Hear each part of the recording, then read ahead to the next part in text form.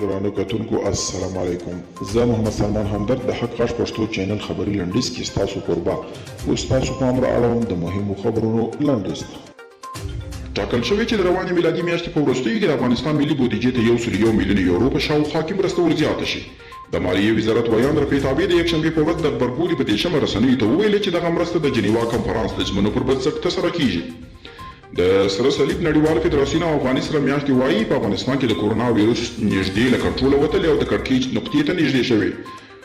دغو دوو سازمانونو په یوه ګډه اعلامیه کې خبرداری ورکړې چې افغانستان روغتیایي نظام د کورونا ویروس د خپرېدو له امله له سخت ګواښ سره مخ دی.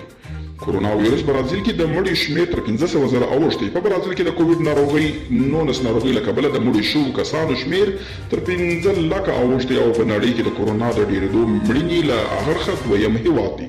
کارپوهان وایي د واکسیناسیون د سوس بهیر او د ژمي په نږدې کېدو د وبا خپرېدل لا پسې ډېرېدای شي او امریکا د ایران ولسمشر ټاکنې خواشینونکې بللې دي، خو زیاته کړې ده چې واک ته له ابراهیم رئیسي په رسېدو به هم له ایران سره د یورانیم د غني کولو موضوع په اړه خبرو ته دوام ورکوي.